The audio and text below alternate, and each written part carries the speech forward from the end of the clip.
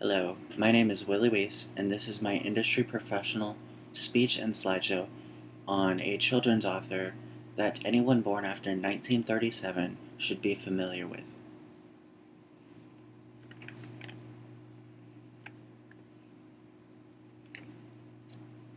Dr. Seuss was a part of my life with such books as Green Eggs and Ham, The Cat in the Hat, Horton Hears a Who, and The Grinch Who Stole Christmas.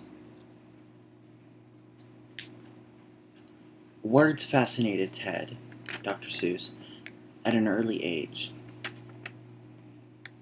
A fascination aided, abetted, and incited by his family. His sister, Margaretha, was also known as Marnie Mecca Ding Ding Guy. Marnie Mecca Ding Ding Guy. Excuse me. His grandfather owned a brewery with another German immigrant, and they called it Kumbach and Geisel, also known as Comeback and Guzzle.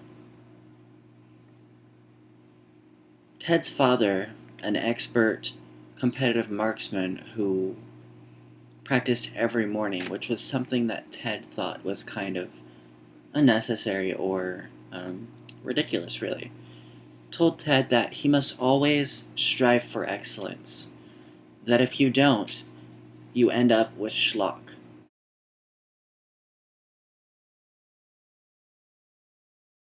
Dr. Seuss's books were fun to read. Certainly more fun and interesting than the books at school used to teach us to read.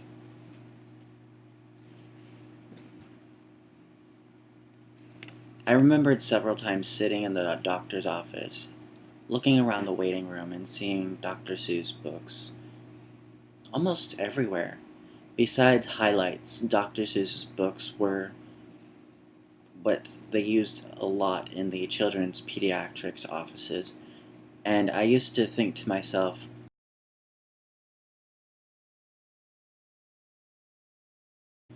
what if these incidents were real? What if the Cat in the Hat really did exist and visited boys and girls on stormy days who really had a boring places where you couldn't do much inside the house?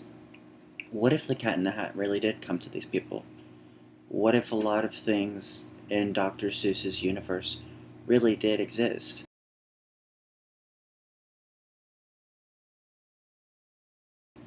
I often think still to this day, why don't these things exist?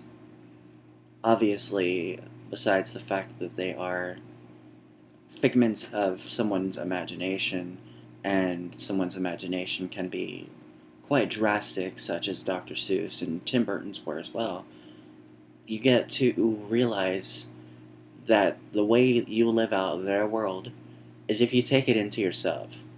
You need to be creative, you need to be imaginative. That was one thing I loved immensely about Dr. Seuss. The imagination in all of his work was something that back in their day, they didn't really appreciate. When Dr. Seuss was in his art class, he used to turn the paper upside down. He used to draw incredibly inaccurate proportions of animals, and when he would turn his papers upside down, his drawing teacher didn't really like that. His drawing teacher was against Dr. Seuss. Ted Seuss, also known as Dr. Seuss, his friends really enjoyed his work, but when it came to the teacher was like, "You'll never be an artist. You need to find something else to do." And that actually helped to press Dr. Seuss into keep going.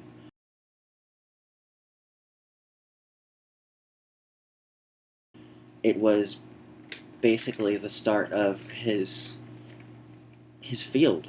Saying Someone saying to him that you'll never be this pushed him to go outside those bounds.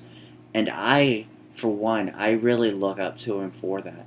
I hate teachers who will say, your art isn't that good, your art isn't very realistic, you'll never be an artist. When to myself, I am an artist. Being an artist doesn't mean that you have to adhere to certain standards. Being an artist means that you need to push yourself to draw or act or sing or play an instrument or a book or whatever really your outlet is. You need to push those standards. And Dr. Ted Seuss did this by, um, when he lived with his father owned a zoo that was part of their land. And Ted Seuss would go to the zoo and draw all of these animals. And he showed his mother this one picture. And I don't quite recall what he called the animal, but his mother said, "Yes, sure it is."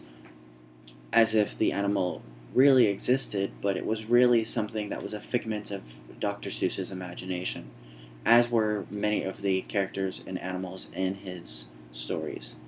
It was all part of the way Ted was raised.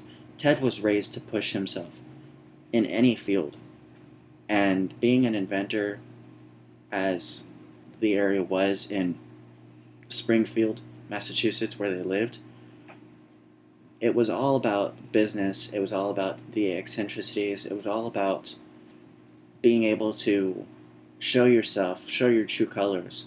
And this was before the war.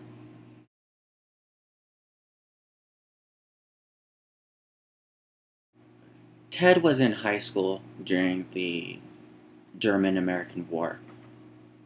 This was Hitler's war. And he was part of a newspaper staff. He did a lot for their comic. They had a humor page called the Jack-O-Lantern that he did work for. And being the fact that they didn't really know his background, they assumed that Dr. Seuss was Jewish because of the way he looked, the way his family acted, where his family came from. He was German, and they didn't realize this. So for the longest time, Ted Seuss had no work for the school newspaper, and he started going by another alias so that he could keep pushing his work out. It eventually got out that he wasn't Jewish, that he was German, but during that time, he learned to pick himself up to the point where he joined the Scouts. After he joined the Scouts, he started doing things for the Scouts to get all of his badges. I can't recall all of his badges, but the point of this was that he went so far as to joining in on the war.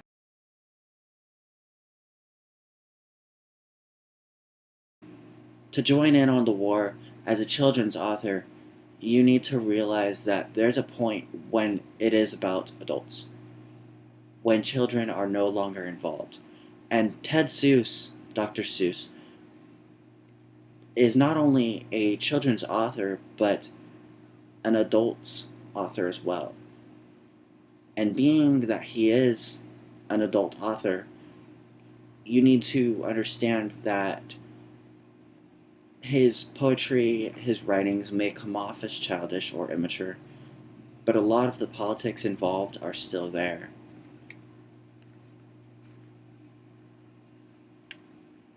To see the world, you need to be the world and feel the struggle of making something of yourself when everyone around wants nothing to do with you. So again, to see the world, you need to be the world. You need to be something for yourself in order to make something for everyone else. The only person you can satisfy is yourself. And Dr. Seuss did this by pushing himself into the war, by pushing himself to see beyond those standards, by pushing himself to be a man who he was prided on his professional behavior. He was prided on the nature of being a professional. And when people looked at him and joked at him and hated him for who he was, he learned to block all of that out And it got to a point where he was writing children's novels for a daughter that he created. His wife was unable to conceive. So he would write and draw stories for his daughter who didn't even exist. And feeling this compassion as someone who wanted to be a childbearing father, I can see the reason why he would do such a thing. It is very sad that he was unable to, being the fact that for all these years he wanted to push himself. He wanted to be something and someone that children and adults equally could look up to. I wanted to leave you with a poem, and I'm going to be reading this directly. It's very long. Searching deep in darkened places, reaching into vacant spaces, I touch only shadow faces. Where are you? Empty caves and endless mountains, dusty, dry, deserted fountains. Pathless, groping, I move hoping, where are you? Past songless birds on lifeless trees, cross waveless oceans, silent seas, through fumbling nights that find no day, I move and try to find my way. Thank you.